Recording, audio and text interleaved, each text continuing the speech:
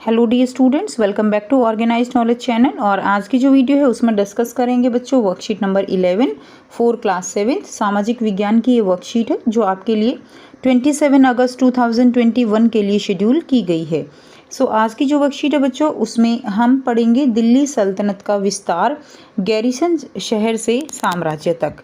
Worksheet शुरू करने से पहले बेटा प्लीज़ चैनल को सब्सक्राइब कर दीजिए, बेल आइकन को भी प्रेस कर लो ताकि आपको आने वाली वीडियोस की नोटिफिकेशन वो समय से मिल जाए। 13वीं शताब्दी के आरंभिक वर्षों में दिल्ली के सुल्तानों का शासन गैरिसनों के निवास के लिए बने मजबूत किलेबंद शहरों के परे शायद ही कभी फैला हो।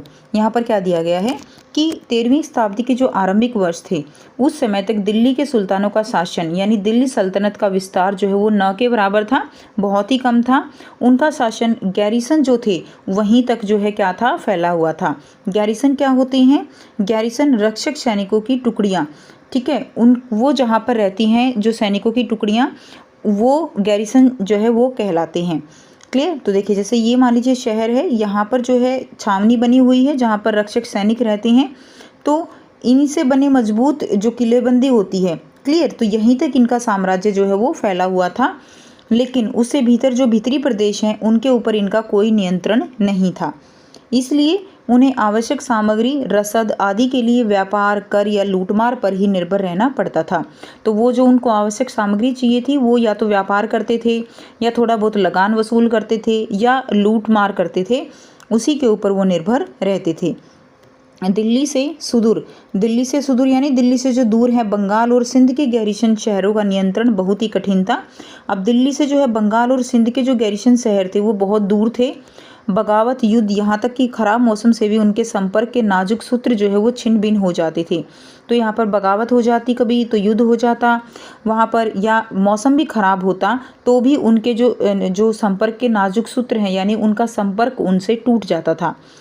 शासन को अफगानिस्तान से आने वाले हमलावरों और उन सूबेदारों से बराबर चुनौती मिलती रहती थी जो जरा सी कमजोरी का आभास मिलते ही विद्रोह का झंडा खड़ा कर देते थे।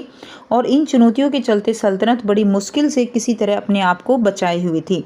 तो यहाँ पर क्या बताया गया है कि जो है शासन जो था, दिल्ली सल्तनत जो थी, अफ़गानिस्तान से जो हमलावर आते और उन सूबेदारों को, जो अफ़गानिस्तान के सूबेदार थे, उनको अगर जो है सूबेदारों से क्या मिलती थी, उनको बराबर जो है उनसे चुनौतियां मिलती रहती थी।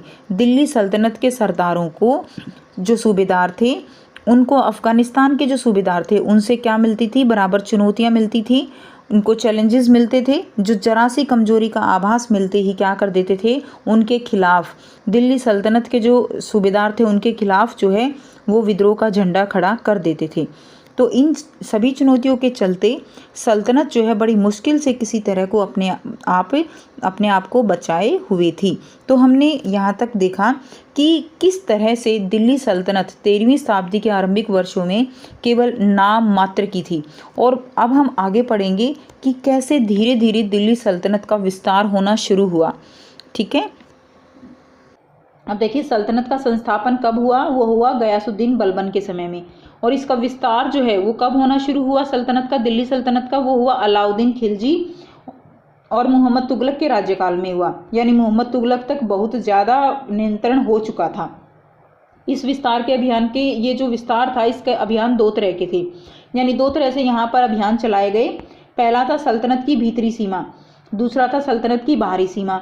तो सल्तनत की भीतरी सीमा क्या है? यानी गैरिसन जो शहर हैं उनके जो भीतरी क्षेत्र हैं, मैंने आपको बताया कि ये क्या है बेटा, गैरिसन शहर हैं।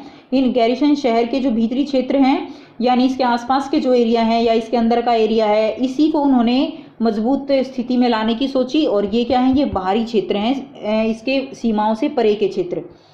सल्तनत की भीतरी सीमाओं में जो अभियान चले उनका लक्ष्य था गैरिसन शहर की पृष्ठभूमि में स्थित भीतरी क्षेत्रों की स्थिति को मजबूत करना, यानी उनका विकास करना जो उनके नियंत्रण में थे। गंगा यमुना के दोआब क्या होता है? दो नदियों के बीच का क्षेत्र। गंगा यमुना के दोआब से जंगलों को साफ कर दिया गया और शिकारी संग्रह को, यानी वहाँ पे जो शिकारी थे, अब जंगल थे तो वहाँ पे शिकारी थे, जो चरवाहा थे, अब वहाँ पर रहते थे लोग, ठीक है, भेड़ बकरियाँ पालते थे, तो उनको वहाँ से हटा दिया गया और ज़मीन जो है वो किसको दे दी गई? किसानों को दे दी गई। और वहाँ पर कृषि कार्य होने लगा ताकि सुल्तानों को जो है ज़्यादा से ज़्यादा आय जो है वो मिल सके।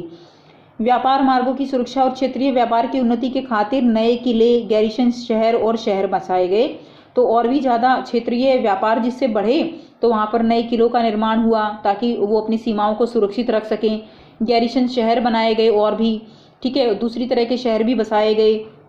तो ये सारे उपाय किए गए, ये सारे अभियान चलाए गए सुल्तानों के द्वारा। अब देखिए बाहरी क्षेत्र जिन पर उनका नियंत्रण नहीं था उसको उन्होंने कैसे जो है नियंत्रण में लिया, उसके लिए क्या क्या अभियान चलाए गए। पहला क्या है, अलाउद्दीन खिलजी के शासनकाल में दक्षिण भारत को लक्ष्य करके सैनिक अभियान शुरू किए गए, यानी सैनिक जो है उनकी संख्या बढ़ाई गई, सैनिक अभियान शुरू हुए और ये अभियान मोहम्मद तुगलक के समय में अपनी चरम सीमा पर पहुंच गई। मोहम्मद तुगलक जो है उनकी शासनकाल के समय ये अधिक जो है फैल गए, अपनी चरम सीमा पर थे। इन अभियानों में सल्तनत की सेनाओं ने हाथी, घोड़े, गुलाम और मूल्यवान धातुएं अपने कब्जे में ले ली और क्या हुआ कि मोहम्मद तुगलक के राज्यकाल के अंत तक इस उपमहाद्वीप का एक विशाल क्षेत्र इसके युद्ध अभियान के अंतर्गत आ चुका था। यानी मोहम्मद तुगलक के समय तक बहुत सारे क्षेत्र पर सुल्तानों ने अपना कब्जा कर लिया। दिल्ली सल्तनत की सेनाओं ने शत्रुओं की सेनाओं को परास्त कर दिया, उनको हरा दिया और शहरों पर कब्जा कर लिया। इसके सूबेदार और प्रशासक मुकदमों के फैसले सुनते थे और साथ ही किसानों से कर वसूल करते थे। तो यानी जो मुकदमे थे वहाँ के सूबेदार ही जो है वो फैसला सुनाते थे और किसानों से कर भी वसूलते थे। अब यहाँ पर भीतरी प्रदेश बताया गया है। क्या होता है, किसी शहर या बंदरगाह के आसपास के इलाके जो उस शहर के लिए वस्तुओं और सेवाओं की पूर्ति करें वो क्या होते हैं, भीतरी प्रदेश होते हैं। गैरिसन शहर क्या होते हैं, किलेबंद बसाव जहाँ सैनिक रहते हैं। दोआब होता है दो नदियों के बीच की जमीन जहाँ से जंगल जो है हटाया गया, पेड़ हटाए गए। अब कुछ प्रश्न दिए गए हैं बच्चों, इनके उत्तर आपको लिखने हैं। प्रश्न एक क्या है, दिल्ली सल्तनत से सुदूर 2 गैरिसन शहरों के नाम लिखिए। तो 2 गैरिसन शहर के नाम जो है वो क्या हैं, यहाँ पर हमने अभी पढ़ा बंगाल और सिंध, ठीक है, ये आप आंसर लिखेंगे बंगाल और सिंध, ये पहले का उत्तर हो जाएगा। ये 2 गैरिसन शहर हैं जो दिल्ली से दूर थे। नेक्स्ट देखिए दूसरा क्वेश्चन क्या है, किसके शासनकाल के दौरान सल्तनत का सबसे अधिक विस्तार हुआ।